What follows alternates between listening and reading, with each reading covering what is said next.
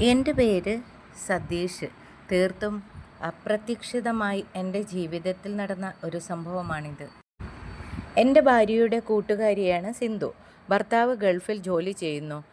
ഒരു 24 വയസ്സ് പ്രായമുള്ള അവൾ വെളുത്തുകൊടുത്ത് അതിസുന്ദരിയായിരുന്നു. അത്രയ്ക്ക് സൗന്ദര്യമുള്ള വേറൊരു പെണ്ണും ഞങ്ങളുടെ നാട്ടിൽ ഇല്ല. ഭാര്യയുടെ അടുത്ത കൂട്ടുകാരി എന്ന നിലയ്ക്ക് അവളെ പരിചയം ഉണ്ടെന്നല്ലാതെ അതിലപ്പുറം അവളുമായി ഒരു ബന്ധവും എനിക്കുണ്ടായിരുന്നില്ല. എൻ്റെ ഭാര്യ ഒരു പഞ്ചപാവമാണ്. യാതൊരു കാപഢ്യവും അവൾക്ക് അറിയില്ല. എന്നാൽ സിന്ധു ഒരു വിളഞ്ഞ വിത്താണ് എന്ന് എനിക്ക് അവളെ കണ്ടപ്പോഴേ തോന്നി. അവളുടെ നോട്ടം കണ്ടാൽ തന്നെ ഏതൊരു പുരുഷനും അങ്ങ് വീണു പോവും. ഏതാണ്ട് 5.5 അടി ഉയരമുണ്ട്. വെണ്ണ കളറുള്ള നിറം. പിന്നെ മുന്നഴകും പിന്നഴകും പറയണ്ട. തുടുത്ത കവിളുകൾ, കരു എഴുതി കറുപ്പിച്ച കണ്ണുകൾ, ചെങ്കതളിപ്പോലെ തുടുത്ത ചുണ്ടുകൾ. അവയിൽ നിന്ന് ചോര കിനിയുന്നുണ്ടോ എന്ന് തോന്നുന്നു. അത്രയ്ക്ക് ചുവപ്പാണ്. ഏതായാലും അവളെ ഓർത്തും കൊതിക്കാനുമല്ലാതെ മറ്റൊന്നും ചെയ്യാൻ എനിക്ക് ഒരവസരം പോലും കിട്ടിയില്ല. അങ്ങനെയിരിക്കെ ഒരു ദിവസം എൻ്റെ ഭാര്യ പറഞ്ഞു, അവൾക്ക് സിന്ധുവിൻ്റെ വീട് വരെ പോകണമെന്ന്. ഒപ്പം ഒന്ന് ചൊല്ലാമോ എന്ന് അവൾ ചോദിച്ചു. താല്പര്യമില്ലാത്തതുപോലെ അഭിനയിച്ചു. എങ്കിലും എൻ്റെ മനസ്സാകെ ഉഷാറായിരുന്നു. കുറേ നാളായി അവളെ കണ്ടിട്ടെന്ന് ഭാര്യ പറഞ്ഞു. അങ്ങനെ എൻ്റെ ബൈക്കിൽ ഞങ്ങൾ അവിടെ പോയി. ഞാൻ ബൈക്ക് സ്റ്റാൻഡിൽ വയ്ക്കുമ്പോൾ അവൾ ചെന്ന് ഡോർബെല്ലടിച്ചു. അവിടെ സിന്ധുവും അവളുടെ ഭർത്താവിൻ്റെ അമ്മയും മാത്രമാണ് താമസം. അമ്മായിയപ്പനും ഗൾഫിൽ തന്നെയാണ്. തള്ളയുമായി അവൾ സ്ഥിരം ഉടക്കാണ് എന്ന് ഭാര്യ പറഞ്ഞു കേട്ടിട്ടുണ്ട്. ബൈക്ക് സ്റ്റാൻഡിൽ വെച്ച് നിർത്തിയപ്പോൾ കതക് തുറന്ന് തള്ള പുറത്തേക്ക് വരുന്നത് കണ്ടു. ഒരു ഉണക്കത്തള്ള. ഞങ്ങളെ കണ്ട് അവർ വിളക്കെ ചിരിച്ചു. അയ്യോ, ആരാ ഈ വന്നിരിക്കുന്നത്? എത്ര നാളായി നിങ്ങളെയൊക്കെ കണ്ടിട്ട്? തള്ള അങ്ങ് പുഞ്ചിരിച്ചു കൊണ്ട് പറഞ്ഞു. സമയം കിട്ടേണ്ടേ അമ്മേ? ഭാര്യ പ്രതിപാദിച്ചു. വാ, കയറി വാ മക്കളെ. അമ്മ ഞങ്ങളെ ഉള്ളിലേക്ക് ക്ഷണിച്ചു. ഞാനും ഭാര്യയും അകത്ത് കയറി. സിന്ധു എവിടെ അമ്മ? ഭാര്യ ചോദിച്ചു. ഇവിടെങ്ങാനും കാണും. നിങ്ങളിരിക്കി. അവളെക്കുറിച്ച് ചോദിച്ചത് ഇഷ്ടമാകാത്തതുപോലെ ആ അമ്മ പറഞ്ഞു. ഓഹോ, എന്തു പറ്റി? രണ്ടാളും കൂടി ഇങ്ങോട്ട് വരാൻ?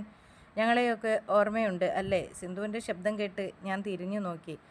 അവൾ ബെഡ്റൂമിൽ നിന്ന് മുടി കൈകൾ പൊക്കി ഒതുക്കിക്കൊണ്ട് ഇറങ്ങി വരുന്നു. അവളെ കണ്ടപ്പോൾ എൻ്റെ സിരകൾക്ക് ചൂട് പിടിച്ചു. ഒരു കറുത്ത ഇറുകിയ ടീഷർട്ട്, മുട്ടുവരെ ഇറക്കമുള്ള ചാരനിറത്തിലുള്ള സ്കേർട്ടുമായിരുന്നു അവളുടെ വേഷം. നല്ല വെണ്ണ കളർ. അവൾ ആകമാനം നോക്കിയപ്പോൾ ടീഷർട്ട് അവൾക്ക് പാകമല്ലാത്ത പോലെ ഇരിക്കുന്നു. പിന്നെ പറയണ്ടല്ലോ. അവളുടെ സൗന്ദര്യം എടുത്ത് മുൻപന്തിയിലേക്ക് നിൽക്കുന്നു. എൻ്റെ ചങ്കിടിപ്പ് വർദ്ധിച്ചു. നീ എവിടുന്നാരുടെ? ഭാര്യ അവളെ കണ്ട് അടുത്തേക്ക് ചെന്നു.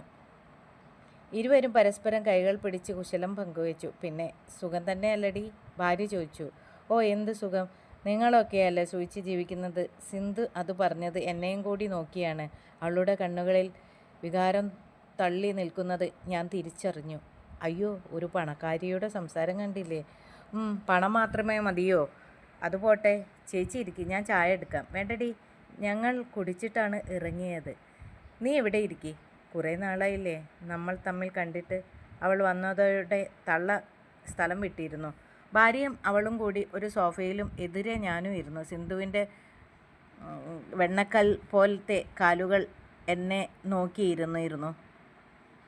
ഞാൻ അറിയാത്ത മട്ടിൽ ഇടയ്ക്കിടയ്ക്ക് അങ്ങോട്ട് നോക്കി ഇരിപ്പുണ്ട്. പെട്ടെന്നോട് ഭാര്യയുടെ സംസാരം കേട്ടു. നീ അങ്ങ് തടിച്ചല്ലടി പെണ്ണേ. ഭാര്യ അവളെ നോക്കി പറയുന്നതാണ് എൻ്റെ ചെവിയിൽ വന്നുദിച്ചത്. ശരിയാ, അവിടെയും ഇവിടെയും ഒക്കെ ചാടി സിന്ധു പറഞ്ഞു. ചേട്ടൻ കഴിഞ്ഞ തവണ കൊണ്ടുവന്ന ഡ്രസ്സെല്ലാം ഇറുക്കമായി. അത് കേട്ടതും എൻ്റെ കാരിരുമ്പ് കുട്ടൻ ഒന്ന് തലയുയർത്തി നോക്കി. അവർ തമ്മിൽ എന്തൊക്കെയോ പറഞ്ഞ് ഇടയ്ക്ക് ഞാനും സംസാരത്തിൽ പങ്കുചേർന്നു. ഞങ്ങൾ മുകളിൽ ഒരു മുറി പണിഞ്ഞു. നിങ്ങൾ കണ്ടില്ലല്ലോ, വാ, സിന്ധു എന്നെ നോക്കി പറഞ്ഞു. ഓഹോ, എന്നിട്ട് നീ ചിലവ് ചെയ്തില്ലല്ലടി? ഭാര്യ പറഞ്ഞു. അതിന് നിങ്ങളിവിടെ വന്നില്ലേ? പറ്റൂ, ഇനി ചെയ്യാം, വാ, ആദ്യം മുറി വന്ന് കാണ്. സിന്ധു എഴുന്നേറ്റു. ഞങ്ങൾ പടികൾ കയറി മുകളിലെത്തി.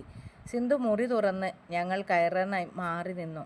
ഞാനും ഭാര്യയും ഉള്ളിൽ കയറി. ആകെ അലങ്കോലമായി കിടക്കുന്ന മുറി. ഓ, നല്ല മുറി. പക്ഷേ ഇതാകെ അലങ്കോലമായി കിടക്കുന്നയാളേ, ഭാര്യ പറഞ്ഞു.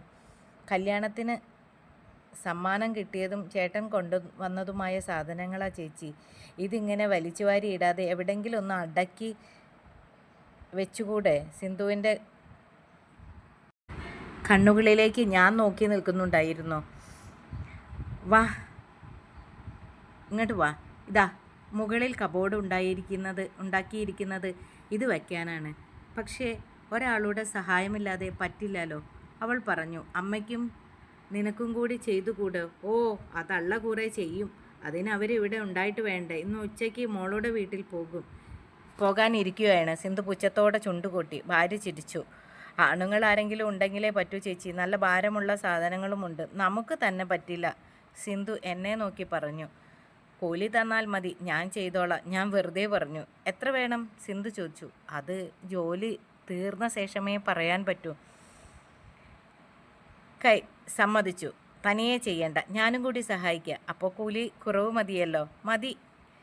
ഞാൻ എന്താ ചെയ്യേണ്ടത്? ഈ സാധനങ്ങൾ മുകളിലേക്ക് ഒന്ന് കയറ്റിത്തരണം, അത്രയേ ഉള്ളൂ. കയറ്റിത്തന്നാൽ മാത്രം മതിയല്ലോ?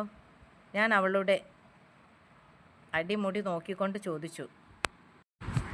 സിന്ധുവിൻ്റെ മുഖമൊന്ന് നാണത്തിൽ തുടിക്കുന്നത് ഞാൻ കണ്ടു. അപ്പോൾ എൻ്റെ ദ്വയാർത്ഥം അവൾക്ക് ഇഷ്ടപ്പെട്ടു. എൻ്റെ ഭാര്യയ്ക്ക് വല്ല സംശയവും തോന്നിയോ എന്നറിയാൻ സിന്ധു അവളെ നോക്കി. പക്ഷെ അത്തരം സംസാരമൊന്നും അവൾക്ക് പരിചയമില്ലായിരുന്നു. മതി. സിന്ധു നാണത്തോടെ വിരൽ കടിച്ചു. അവൾ കീഴ്ചൂണ്ടിൽ വിരലമർത്തി നാണത്തോടെ എന്നെ നോക്കി. അവളുടെ ചുണ്ടുകളിൽ അവൾ തന്നെ കടിച്ചു. എനിക്ക് കാര്യം മനസ്സിലായി. ചേട്ടൻ കാര്യമായി പറയുകയാ. ചെയ്തില്ലെങ്കിൽ അവൾ പിന്നെ എനിക്ക് സ്വൈര്യം തരില്ല കേട്ടോ. പെട്ടെന്ന് ഭാര്യയുടെ സംസാരം കേട്ട് ഞാൻ അവളെ ഒന്ന് നോക്കി.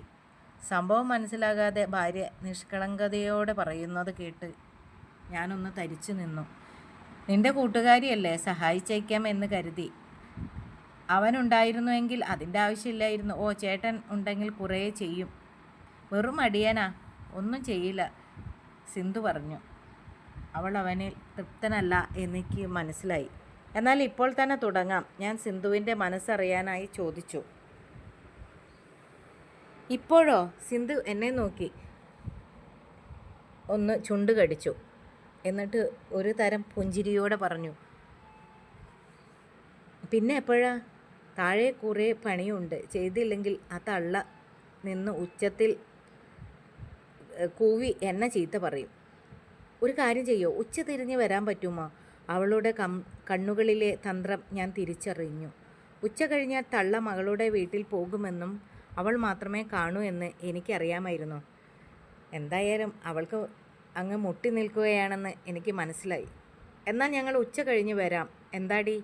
ഞാൻ ഭാര്യയോട് പറഞ്ഞു. അയ്യോ, ഉച്ച കഴിഞ്ഞ് എനിക്ക് പറ്റില്ല ചേട്ടാ, ഒരുപാട് തുണി കഴുകാനുണ്ട്, ഭാര്യ പറഞ്ഞു. പ്ലീസ് ചേച്ചി. ചേട്ടൻ സമ്മതിച്ചിട്ടും ചേച്ചി എന്താ ഇങ്ങനെ പറയുന്നത്? സിന്ധു നമ്പർ ഇറുക്കി. അതിന് ചേട്ടൻ വന്നാൽ പോരെ, ഞാനെന്തിനാ? സിന്ധു കള്ളച്ചിരിയോടെ എന്നെ നോക്കി. പിന്നെ മുഖം വീർപ്പിച്ച് പറഞ്ഞു. ചേച്ചി ഇല്ലാതെ ചേട്ടൻ വന്നാലല്ലേ? എൻ്റെ പാവം ഭാര്യ. എൻ്റെയോ അവളുടെ അഭിനയം മനസ്സിലായില്ല. ഞങ്ങൾ പറഞ്ഞു,